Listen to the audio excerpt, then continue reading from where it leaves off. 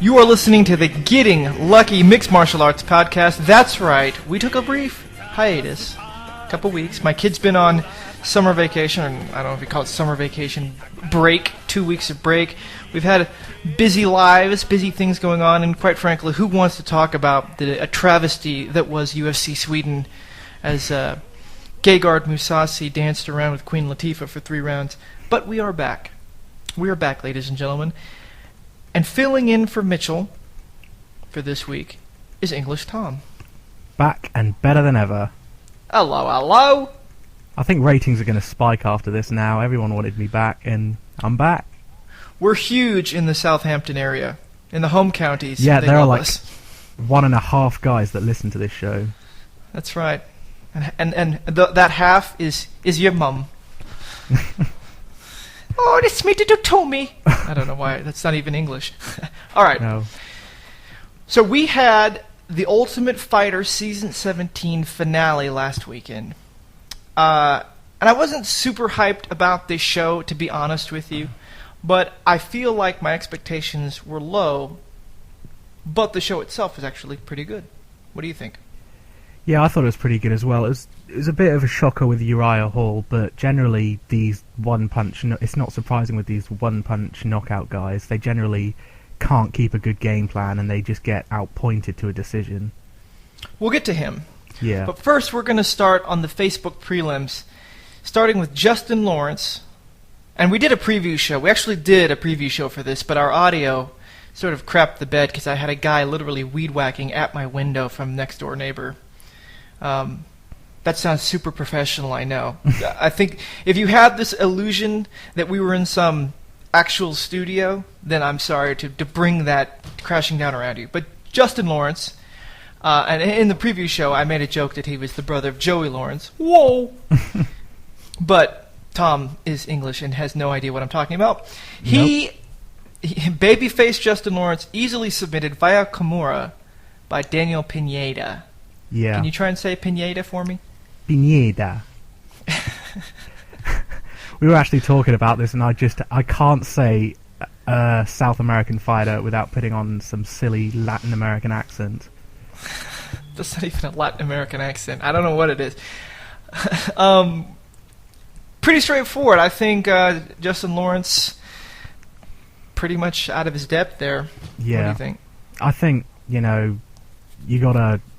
It's pretty much standard. You have to have good jiu-jitsu defense, and to get submitted by Kimura. Kimura is quite difficult to actually get on nowadays. So I think he needs improvement. He's 22 years old. After starting off 4-0, culminating on a win versus John Coffer on the Ultimate Fighter 15 finale, of which he was a cast member. He's gone on to two losses, one against Max Holloway and one versus Daniel Pineda. Do you think they send Justin Lawrence, back down to the minors? Yeah, I think it's quite a gamble when you don't have the Ultimate Fighter experience and the hype that the guys get on the show. So it's generally 2 losses and you're out when you're an undercard fighter. Sometimes one, actually. And good job for Pineda for riding the ship. He had 2 losses in a row, came back with a nice win. Very dominant, obviously, getting Kimura in the first 90 seconds.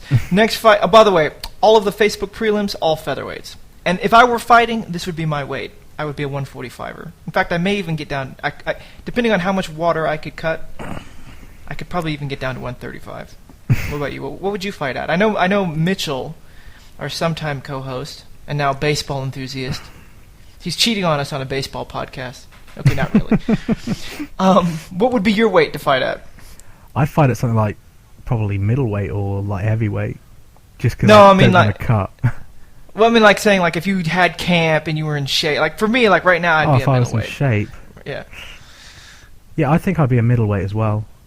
185. Yeah. How tall are you? I'm 5'9". You'd be at best a welterweight.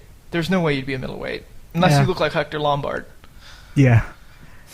I'm generally not a skinny guy though. That's my problem. But that's my point. Is you're in camp. You're not just gonna wander in there like Butterbean. You're all be in shape. Just go with it. I've never been skinny. Yeah, all right. Next fight, Maximo Blanco, whom we had a great time with, his name, on the preview show. Whitest guy, that's what his name means, versus Sam Sicilia. I'm Sam Sicilia, I'm going to break his leg. Maximo Blanco's like a neo-Nazi dream name, isn't it? Well, other than, I mean, maybe if it was like, what is German for white? It's not Blanco. No, I mean, that's French, isn't it? I think it's Spanish.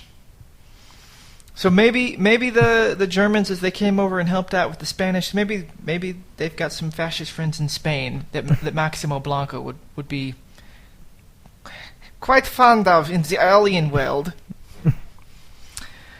Sam Sicilia, 11-3 with his loss to Blanco. Blanco improves to 9-4-1-1. He's got the rarity of having a draw and a no contest on his record. What do you think? It was a pretty back and forth fight, actually. He just managed to edge every single round and take the victory. It was a hard-won fight for Maximo Blanco. You know, you could say that name as a soccer announcer as well. Oh my god, I just said soccer. I think I'm going to be hung, drawn and quartered in my country. Don't worry, you just said hung, drawn and quartered, so you're back firmly on the British ship. Only we like to decapitate people and fuck around with their organs and limbs. No, see, what we're going to do is we're just going to hang him. But no, see, and then we're going to cut him into 4 parts and send each one of those fucking parts to different parts of fucking London. See, that's what we're going to do, mate. We don't be playing around with none of that fucking hanging shit. All right, that's a terrible, terrible accent. Yep. But kind of good. I feel happy with it. Sam Sicilia, I like him. He's a brawler. He's got power at featherweight, but he just doesn't have the technique. He's not a striker. And when he gets into these striking contests, he eats a lot of damage. And if he can't land his one blow, which is fairly archaically set up, then he's going to lose a decision like this one. Yeah, I agree. The last fight on the prelims on Facebook, Cole Miller, the tallest featherweight ever, versus Bart. I was saying his name is Palaszewski, but I believe, if I remember right, Florian and Anik were saying Palaszewski? Yeah, I think in Eastern Europe they pronounce Z as a H. Palaszewski. I think it's that SZ combination, like Krzyzewski. Yeah. He's a basketball coach in American Collegiate Athletics. Anyway, Cole Miller landed the rear naked choke in 1 round, just at the dying seconds. What'd you think?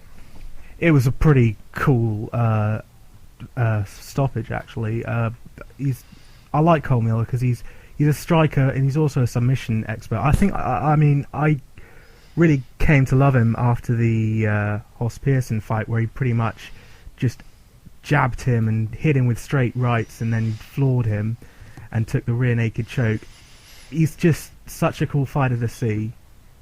I fell in love with Cole Miller, surprisingly enough, during a loss when he brawled with Steven Seiler. I really liked that fight. That was a good one. Palaszewski, Bart, Polish Bart, his nickname Bartimus. That's actually kind of cool. He's coming off of 3 losses. He's got they're good names. Hatsuo Hayoki, Diego Nunez, and Cole Miller. He's only 1 win out of 4 tries in the UFC. Is he out? Oof. 3 losses, undercard. I think he's gone. Huge record, 36 wins, 17 losses. But he doesn't have the name, and I think they're either going to try to renegotiate his contract through cutting him and then re-signing him again, or we'll never see him again. I don't think this would hurt for him to be sent down to the minors. He does have some scalps. He does have a split decision over Anthony Pettis, a KO over Tyson Griffin, but with 3 straight losses in the culture of the UFC, where you've got tons of fights, tons of fighters, and they're carrying fighter bloat, as it were. Even for a fighter like Palaszewski, whatever his name is, Bartimus, I think he's expendable. Yeah. And at only 29, he can make his way back on. The Fuel TV prelim started off with Clint Hester versus Bristol Marunde. And as we remember, Bristol has a brother who I think was the strongman winner in some competition in China, if not the world's strongest man, then one of them. And also Bristol, if I remember correctly, is the name of Palin, Sarah Palin's daughter. So Bristol Palin. So Clinton Hester KO'd Bristol Palin with a KO elbow to the face. That kind of, if you just cut some words out, you would have said Clint Hester KO'd Sarah Palin, and that would have been the coolest line ever. Yes. With his dreadlocks, I guess he could look like a moose, and maybe that's why she wanted to go wrestle him. But here's the thing. This fight, other than the very nice little short, I think it was an overarm KO on the right. Yeah, overhand, I think, kind of. But he threw an elbow. So over elbow? Oh, yeah, over elbow, yeah. I'm going to call it over elbow. Clint Hester and Bristol put on a very boring fight for 2 rounds, in my opinion. And then he clipped him, got him, staggered him, and then... Do you think, given obviously that there were some KOs later in this card we have yet to talk about, that Clint Hester earned KO of the night, even though he was not awarded it? Oof. Well, sometimes it's just like the fight was so boring that I generally don't think you deserve that finish victory. If I was to make a comparison to a fight, I'd say if you remember Crow Cop Frank Mir, where they were pretty much hugging each other on the fence for 15 minutes, and then Crow Cop just decides to go balls out and gets KO'd for his effort by Frank. Yeah. I mean, it's pretty much the same style of fight that was, and it just didn't interest me, and I don't want to see him get paid for that kind of performance. I call fights like this the alarm clock, because you sleep for the first 2 rounds and then boom, knockout, and you're like, oh, I guess it's time to get up and start fighting and watch fighting again. It was a pretty KO, but I'm with you. I don't think you should reward a boring fight for a half second of excitement. There is something I want to talk about with one of the other TUF 17 competitors, Gilbert Smith, but we'll talk about him in here in a second. And by the way, all of the Fuel TV prelims are all middleweights. Well, that's because they're all the Ultimate Fighter.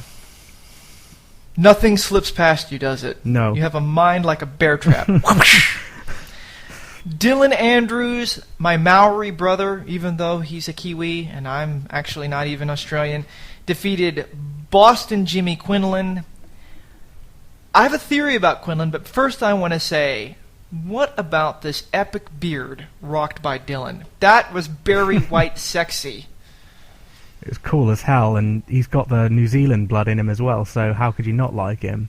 And yeah, and he had sort of like this carpet that was on his face. It's almost like a beard fro. Like if I grow my beard, it's the hair is straight and it sticks out and it's not very thick. His beard, it looks like it's got some curl to it and it's really thick, so it looked like it had been painted on. You know what I mean? It was beautiful. Such a succulent, rich, velvety beard. I wanted to bury my face in it. I'm actually quite lucky that I can actually grow one of those beards, and I actually have one on me now, but I'm not going to bother posting pics of it. Oh, that's exactly what I was going to ask. Well, I would, but I can't find my web camera, which is a shame. So here's what I think about Jimmy Quinlan. Great name, by the way. The guy deserves a cameo in Miller's Crossing with Gabriel Byrne. I think he's a quitter. And it's hard for me to say that because I think he's got a wrestling/grappling background, and most wrestlers aren't quitters. They don't tap. Yeah, but in wrestling, you're not getting punched in the face. Hold on. Quinlan fought Josh Samman in, I believe, the quarters or semis. It was the quarters. Yes, it was the quarters. He was dominating Samman and then got reversed and got his back taken. I got double punched maybe once, that stupid double punch. Quinlan covered up, didn't take any damage, and then just tapped. He wasn't in a position to get his arm broken or get choked out. He just tapped. And he said after the show, I lost my composure when he took my back. I was kind of tired, so I tapped. Now, when you watch against Dylan, he got staggered a little bit, but then turtled. And I always say that the thing that's really impressive about fighters is when they go into this autopilot. You know what I mean? Like, for instance, easiest example in the world. When Mike Tyson got punched out by Buster Douglas, he is completely in another planet. He's staggering around, doesn't know where he is, but he tries to grab his mouthpiece, sticks it half in his mouth, and stands up to fight. That's autopilot. That means that guy inside is a warrior. Quinlan, I don't think was half as staggered as Tyson was, or any of these other, warriors. I think he just decided he'd had enough. Yeah. I don't think he's a professional fighter. I don't think he'll ever make it to the next level. Yeah, he's out. He's just like one of those fans that wants to get into fighting, but he doesn't have the heart to compete. Yeah, when there's a level of heart you have in playing sports, like for instance rugby or soccer. You get a slide tackle, you get challenged, there's pressure, but then it's magnified when you take an average, a sport with marginal physical contact, like wrestling, and then add physical violence to it, where that's how you beat your opponent. Yeah. And a guy like Jimmy Quinlan doesn't have that next level. Yeah, and he's not going to be able to dominate his opponent through wrestling in every single fight, so... No. And Dylan Andrews actually has a pretty good ground game, as we saw. He went for some submissions in the season. I like Dylan Andrews. The guy is a freaking warrior. I'd like to see him fight some other scrappy type guys. Don't give him guys like Quinlan. Give him, even though he made a meal out of him, give him other guys that like to stand up and do crazy shit. I agree. I'm with you on that. English bloke Luke Barnett defeated Colin Hart. This is what I said about Colin Hart in our preview show that went into the abyss. He's got the haircut of an early Randy Couture and the mouth of a little girl. Like, it's abnormally small, a little Colin Hart. And he's got a perpetual cocky smirk on his face that makes him intensely disliked by me. Yeah. Do you just hate his facial features? I don't like his smirk, and he the way he talked on the show, he really thought he was pretty something special. Although I will say this, that fight within 3 minutes, I knew it was going to be a snooze fest, so I watched it at double speed. I love doing that. Yeah, I paused. You get kind of behind the show when you pause and rewind certain parts of the fight, or you have to grab yourself something. And so I happened to have like 10 minutes of spare back behind the actual live feed, so I just fast forwarded through that, and I was like, oh, jeez, this is going to suck. Do you have any, when you see an Englishman fight, and I believe, what did we say, Barnett was from Cambridge? Cambridgeshire? Yeah, Cambridgeshire. Oh, sorry. You corrected me on how I said it. How do you supposed to say it? Well, it's Cambridge with sh. But I was saying Cambridge. It's Cambridge. Bridge. Sure. Cambridge. Sure. All right. So, do you feel any patriotism when you see an Englishman fighting, even though he's like Plastic Man? There's some. I'd like to see an Englishman succeed because I want to see the sport grow. I mean, could you imagine if we had an English champion? Ooh. I mean, look what GSP did to Canada. He pretty much exploded the sport onto the Canadian market. It can't just be any champion. It has to be... Well, so yes, GSP took MMA several levels up in Canada, but he happens to be an all-time great too. He's extremely good looking, as my wife drools every time he fights. And he's very well presented in everything he says. He's one of my favorite guys to listen to because he puts some thought in his answers rather than saying like, I was trying to get him down and then punch him in the face. So England would need that. I don't know if you guys have a guy, like let's just say we were to pick one of your guys and say, let's give him elite skill. I don't know if there's anyone that would wear the mantle as well as GSP does. We have currently a guy with talent, as I'd say, and that's. But we're talking about the intangibles. So let's assume that we can just give pound for pound greatness to an English fighter. Who could we give it to in your crop of fighters that would wear it as well as GSP does, as the Canadian icon? I mean, it's not Dan Hardy. No. It's probably Michael Bisping. But Michael Bisping is like... Do you think that anyone outside of the working class in England would be like, that's our guy? Yeah, I know. I mean, his way of I like him. He's funny, and he's actually a pretty good analyst. But I would be more inclined to follow the outlaw Dan Hardy as a Englishman than I would Michael Bisping. For a guy to promote, Dan Hardy's so good to show off in front of a camera, but he doesn't have the skill set that Michael Bisping has. All the record, all the pretty much the accomplishments that Michael Bisping and the level of opponents he's faced as well. Let me ask you, since we're sort of on this little tangent, since we got into Luke Barnett, English guy. Yeah. Cambridge. I don't think that Canada has pockets of mutual self-hate for each other. Like, maybe you could say half of Canada hates French Canada and vice versa. But from what I understand of England, Londoners hate Merseyside. And those guys hate the Northerners. Those guys hate Wales. Those guys hate Manchester. Is that true? I mean, is it like it's hard?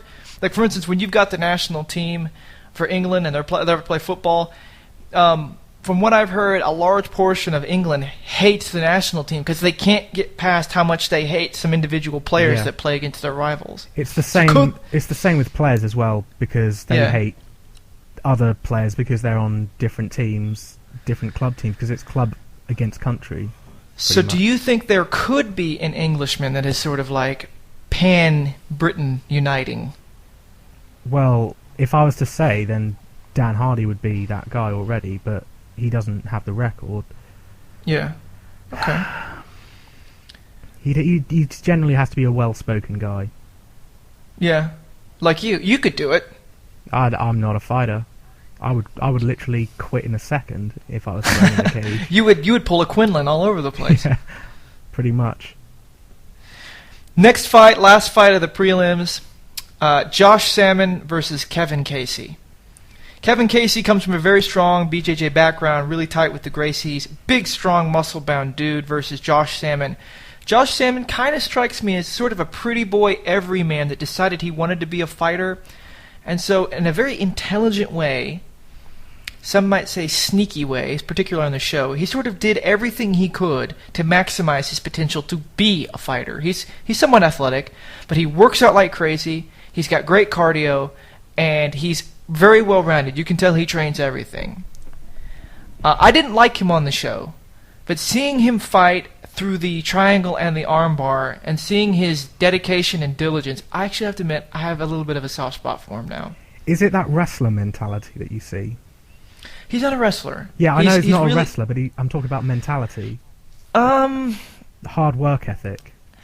I think we were talking about this offline just before we started chatting, that I think MMA fans, which is indicative of the larger sports culture in general, and maybe this is just an American sports culture, we have a tendency as fans to draw personal validation from champions. So I'll be like, I love Michael Jordan, thus Michael Jordan, because I like him, makes me great.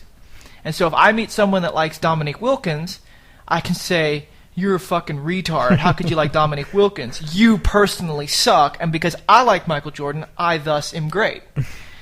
But that doesn't make any sense. We only validate people by championships rather than by just greatness, or by deeds.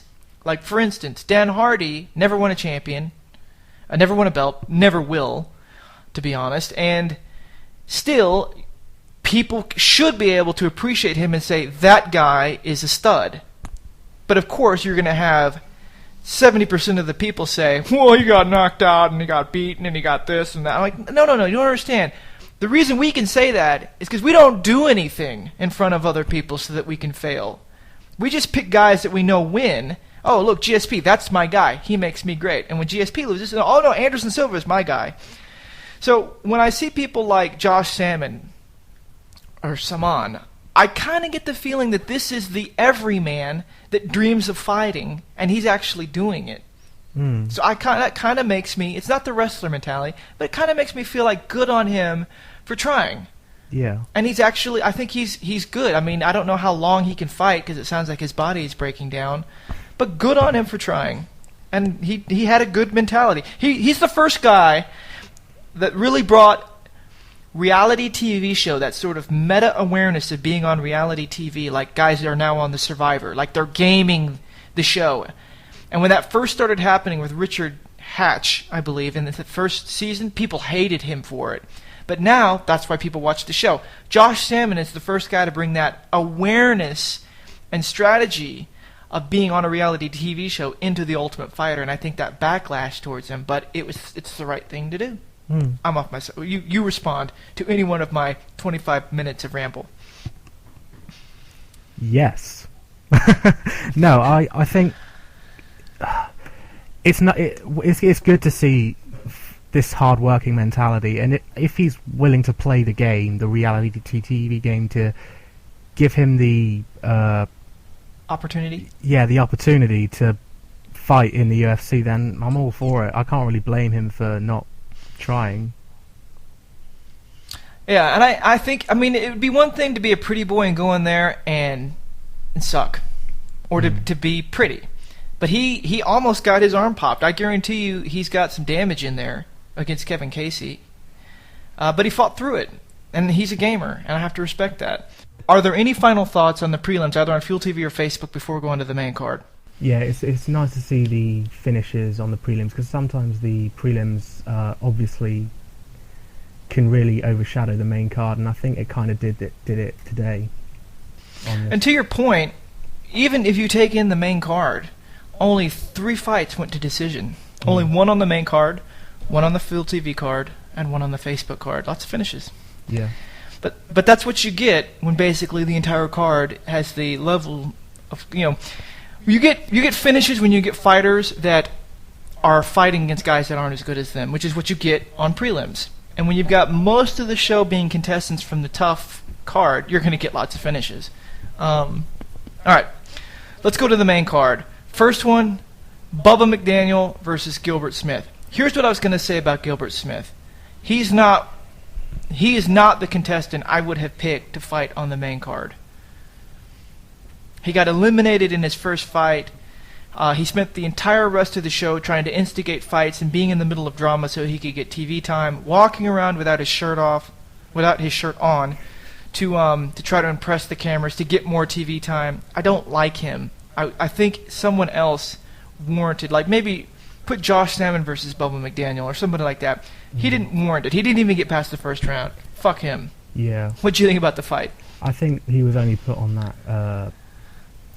that main card just so everyone could see Bubba McDaniel finish him. Just, let's just put this asshole, which everyone hates, that was on the show, and see him get finished. And Bubba may not have read that script because it took him 3 rounds to do it. It wasn't very impressive performance by Mr. Bubba. He did get his submission. Shame he didn't get Uriah Hall in there, though. It's yeah. Well, that's the thing. I think with Uriah's loss, which we'll talk about later, we can have some nice matchups. There's one matchup in particular I want to see that we never got to see on the show. So congratulations to Bubba. You live to fight another day. I honestly don't expect to see you very long in the UFC. Heavyweights, Travis Browne versus Gabriel Gonzaga. KO via elbows in the first round. I didn't like this. What'd you think?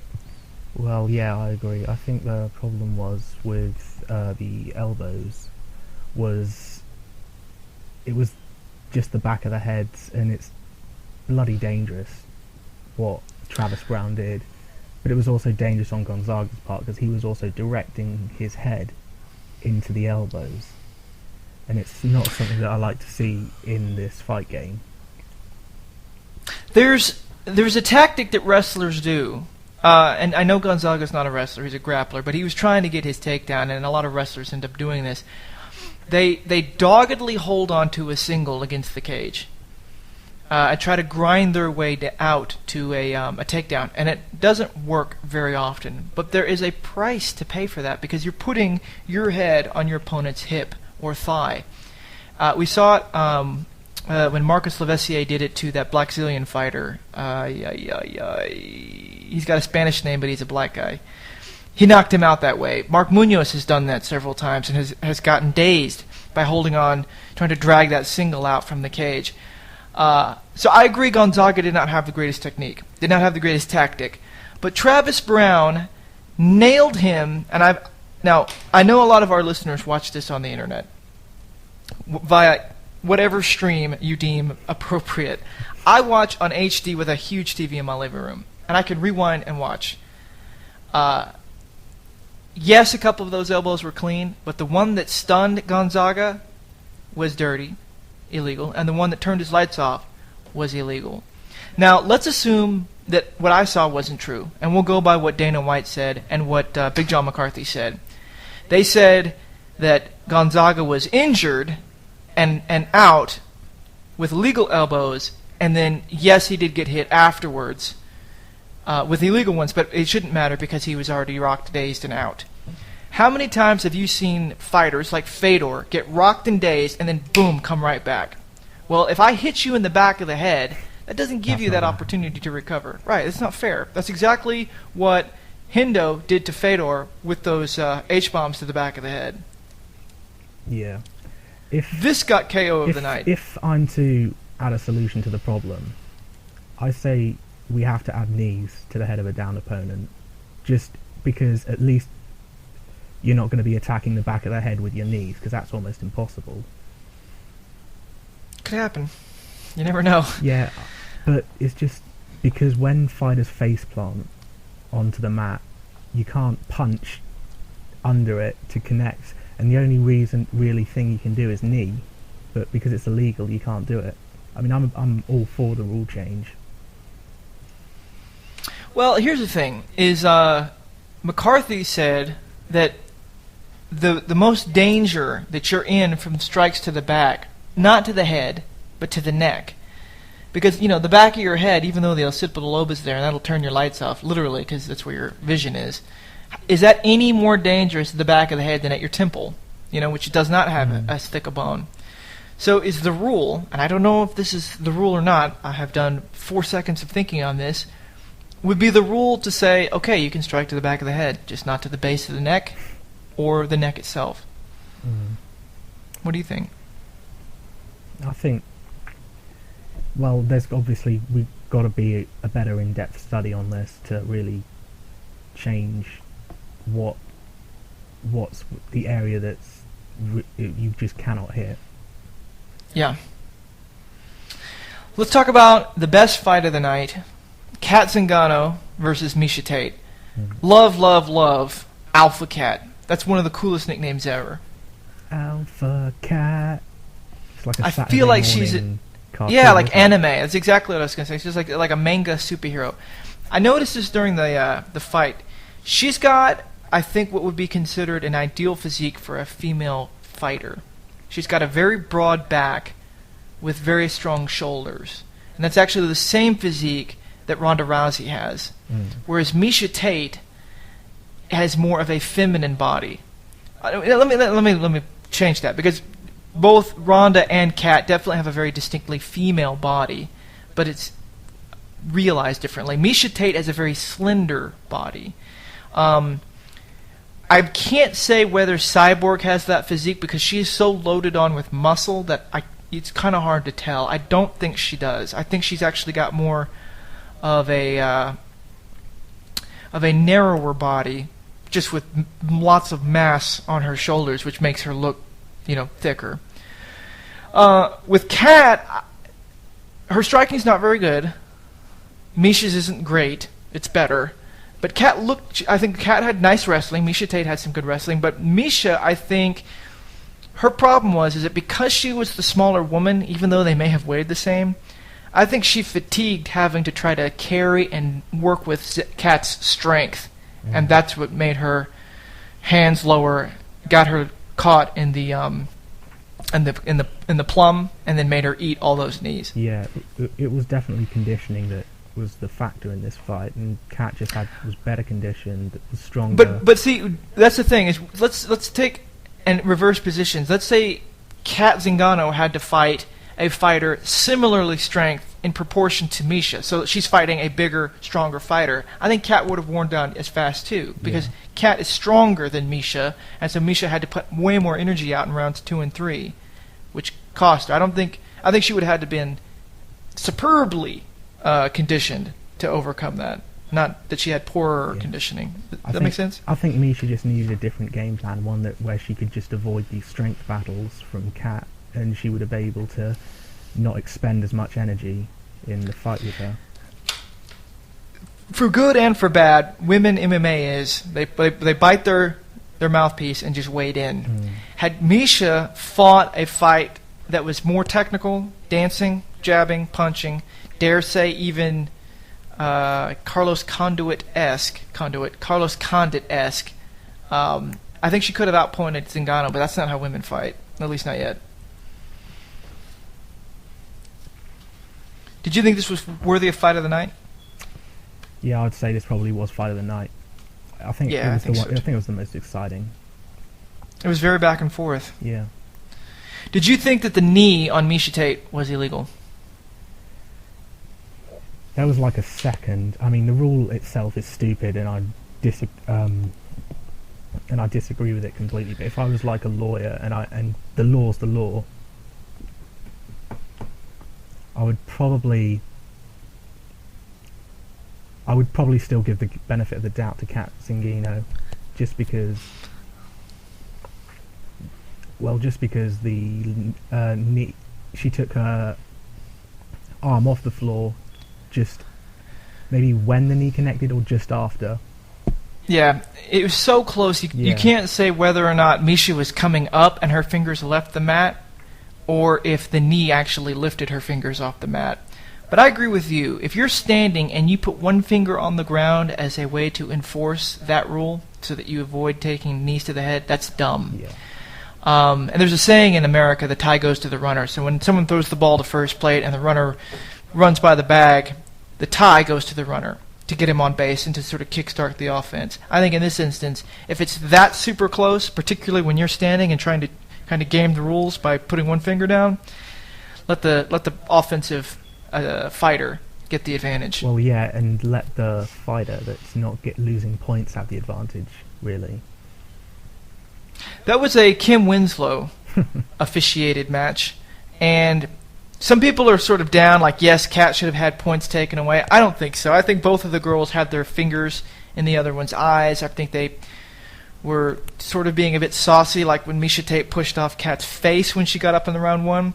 What irritated me about Kim Winslow, and I believe it was the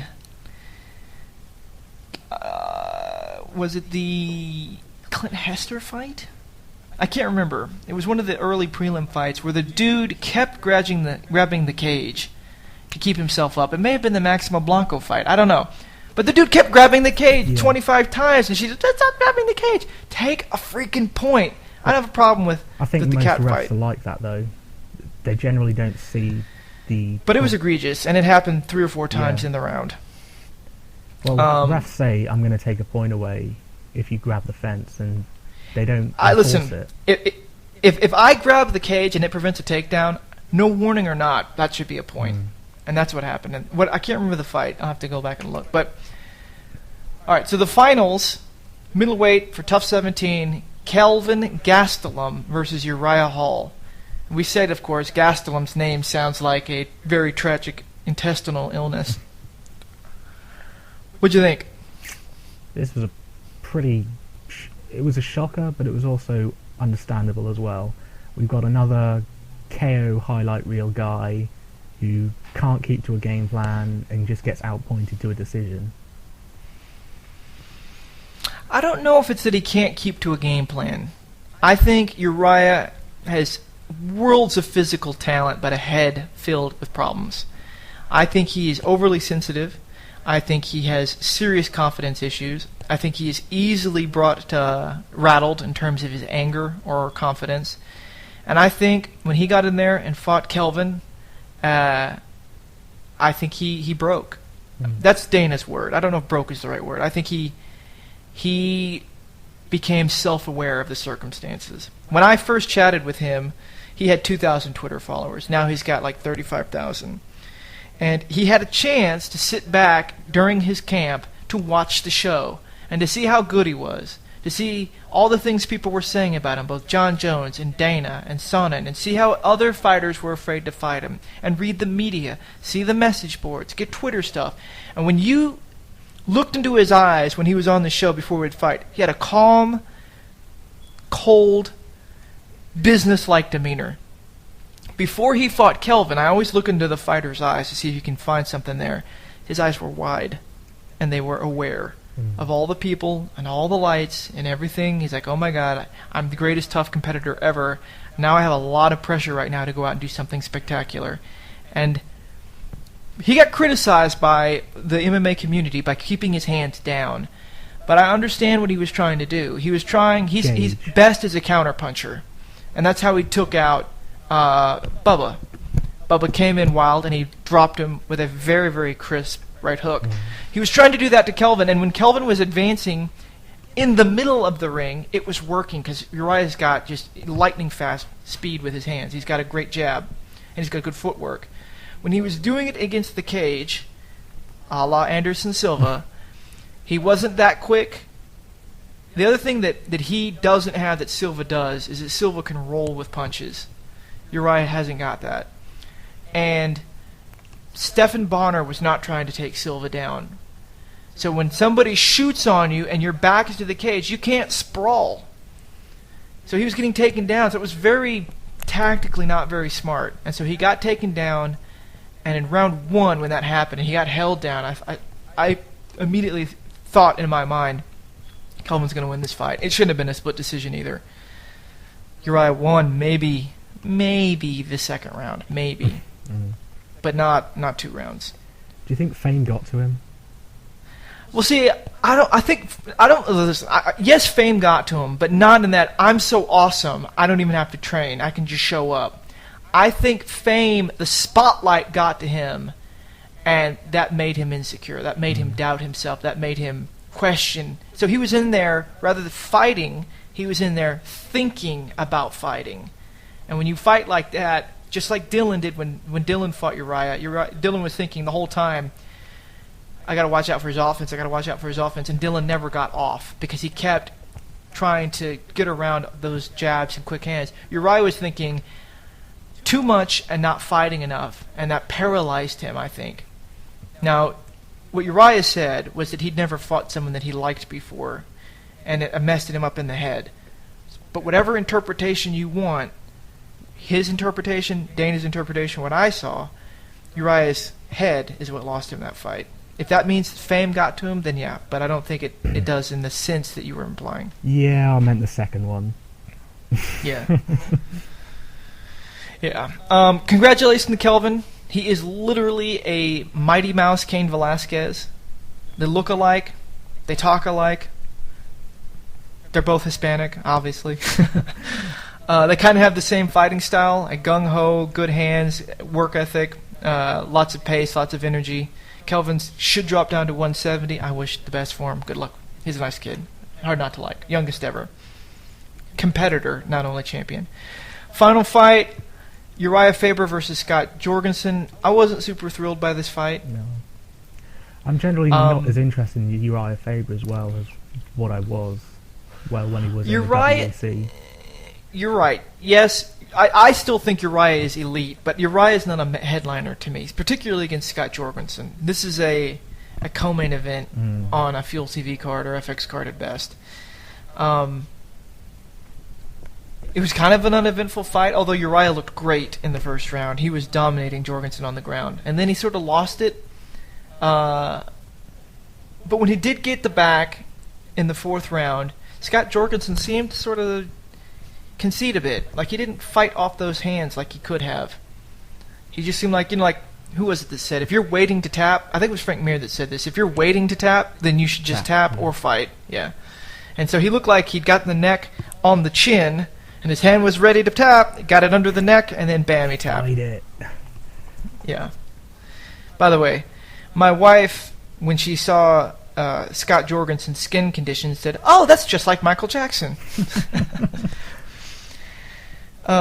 it's when I look at him, two thoughts immediately occur to me. One, it looks to me like he's peeling from like a sunburn. Yeah. You know what I mean? And so underneath all of that darker skin, there's all white skin. And he just has to sort of scrape it off. And so when I'm thinking, if I were fighting him, that his skin would be coming off on me the whole time. That's what grossed me out. The second thing I'm thinking is if I had his condition, I would tattoo every single part of my body like a Yakuza.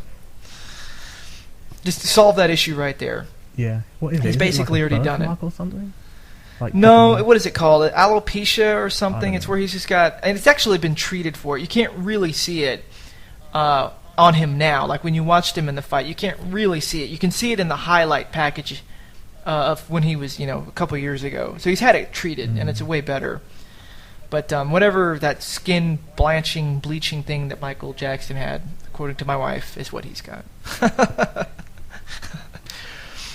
So... Fight of the night, Kat versus Misha. Kat now gets to be the alternate, the other coach on the TUF 18 season with Ronda Rousey as well. Yes, she'll be following that up with a championship fight. Ronda and Kat will be training bantamweight females and bantamweight men, which will be, I think, interesting. I have to hope that there'll be some idiot on there, some woman that thinks, we're both 135ers, I'll be able to take one of the men. Well, I would like to see if it was like featherweight women. Or they could bring on like Fallon Fox. Yeah. Let him come on. Let Shim come on the show and and compete for the wild card for either group.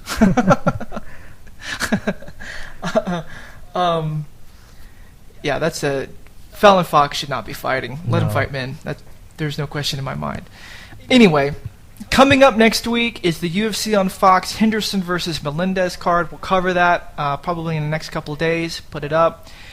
Some huge fights on there. It will restore our faith in humanity as the UFC comes out of the darkness of the horrible Sweden card and unfortunately the lackluster main event with Uriah and Scott Jorgensen. We've got Benson versus Gilbert Melendez, Mir versus Cormier, Diaz versus Thompson, Matt Brown, the immortal Matt Brown, I believe, versus Jordan Mean, and our guy, Timmy Means. Timmy! Instant win in that fight. Yep. Mark it down. Bet the house. Timmy's going to win by decapitation. All right, well, that's our show. Again, thank you, English Tom, for showing up. No hard feelings. Thank you for letting me out of my cell. Yeah, and while we're at it, get back there. Okay. Nobody knows the trouble I see. All right, we'll see you guys later this week. Bye.